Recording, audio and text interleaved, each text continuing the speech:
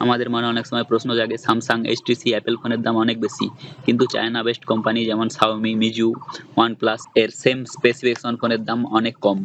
কিন্তু কেন এমন হয় জানেন কি? তাহলে এই ভিডিওটি দেখতে থাকুন। এই ভিডিওতে আমি আপনাদের সমস্ত প্রশ্নের জবাব দেব। আপনারা অনেক সময় দেখেন একটা বড় ব্র্যান্ডের ফোন যেমন স্যামসাং এর কোনো ফোনের সেম স্পেসিফিকেশনে যা দাম হয় একটা চাইনিজ ব্র্যান্ড যেমন শাওমির সেম স্পেসিফিকেশনের কোনো ফোন অনেক কমে পাওয়া যায়। অনেকে ভাবে নকল কোনো পার্টস লাগানো আছে, কিন্তু সত্যিটা তা নয়। ফোনের দাম কম বেশি হওয়ার মূলত কতগুলি কারণ থাকে, সেগুলি আমি আপনাদের বলছি।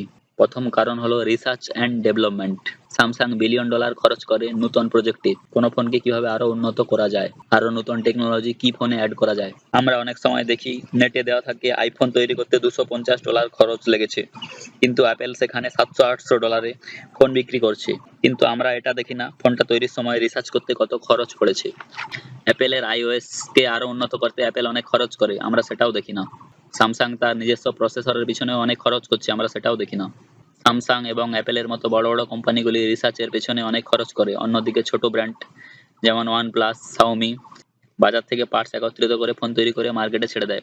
ফলে রিসার্চের পিছনে কোনো খরচা হয় না, আর এর জন্য ওই কোম্পানির ফোনগুলো অনেক সস্তা হয়। দ্বিতীয় কারণ হচ্ছে মার্কেটিং। যখন কোনো বড় কোম্পানি ফোন লঞ্চ হয় তার অ্যাড টিভিতে, নিউজ পেপারে দেখতে পাওয়া যায়। বড় কোম্পানিগুলো তাদের ফোন তৈরির পেছনে যে খরচা হয় তার 20 থেকে 25% অ্যাডের পিছনে খরচা করে।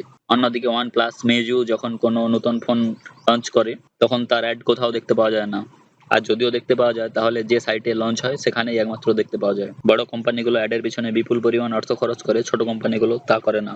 ফলে ওই বিপুল পরিমাণ অর্থ ছোট কোম্পানিগুলো সেভ হয়ে যায়, এর ফলে এদের ফোনও সস্তা হয়। তৃতীয় কারণ হচ্ছে আয়তন, অর্থাৎ বড় কোম্পানিগুলোর অনেক অফিস থাকে এবং ওখানে অনেক লোক কাজ করে। যারা জব করে তাদের স্যালারিতেও অনেক টাকা খরচা হয়। অন্যদিকে ছোট কোম্পানিগুলোতে খুব কম সংখ্যার লোক জব করে, ফলে কোম্পানি চালাতেও খরচা কম হয়। ফলে ফোনের প্রাইস তুলনামূলকভাবে অনেক কম হয়। চতুর্থ কারণ হচ্ছে স্ট্র্যাটেজি, অর্থাৎ স্যামসাং, অ্যাপেল অনেক দিনের পুরনো ব্র্যান্ড। লোকেরা এই কোম্পানির উপর অনেক বিশ্বাস করে। এইসব কোম্পানি যখন নতুন কোনো ফোন লঞ্চ হবে তার জন্য লোক আগে থেকেই অপেক্ষা করে থাকে। এইসব কোম্পানি যদি ফোনের দাম অনেক বাড়িয়েও দেয় তাও লোক ফোন কিনবে।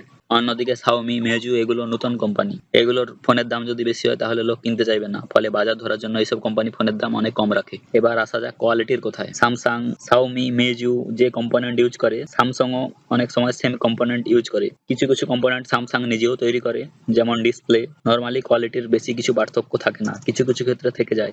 যেমন অ্যাপেল ফোনের জন্য নিজস্ব ওএস তৈরি করে, ফলে হার্ডওয়্যার সফটওয়্যারের সাথে ওএস পুরোপুরি অপটিমাইজ থাকে। আরেকটি জিনিস আমি এখানে বলবো, আফটার সেলস সাপোর্ট। অর্থাৎ আপনি কোনো বড় ব্র্যান্ডের ফোন কিনলেন, আপনি যে কোনো জায়গায় গেলেন আপনি তার সাপোর্ট পেয়ে যাবেন। আপনার ফোন খারাপ হলে সঙ্গে সঙ্গে আপনি আপনার কাছাকাছি সার্ভিস সেন্টারে গিয়ে চেঞ্জ করতে পারবেন। কিন্তু ছোট কোম্পানিগুলোর এত বেশি সার্ভিস সেন্টার নেই, ফলে আপনার ফোনে কোনো যদি প্রবলেম হয় তাও চেঞ্জ করতে অনেক ঝামেলায় পড়তে হয়। আশা করি আপনারা বুঝতে পেরেছেন চায়না বেস্ট কোম্পানির ফোনের দাম কেন এত কম হয়। ভিডিওটি ভালো লাগলে লাইক করুন, শেয়ার করুন এবং আমাদের চ্যানেল গ্যাজেট রাইটারকে সাবস্ক্রাইব করুন, কারণ এখানে আমি এরকম আরো অনেক ভিডিও পোস্ট করব। যদি আপনি সাবস্ক্রাইব করেন তাহলে যা ভিডিও আমি পোস্ট করব আপনারা সঙ্গে সঙ্গে নোটিফিকেশন পেয়ে যাবেন। ভিডিওটি দেখার জন্য ধন্যবাদ।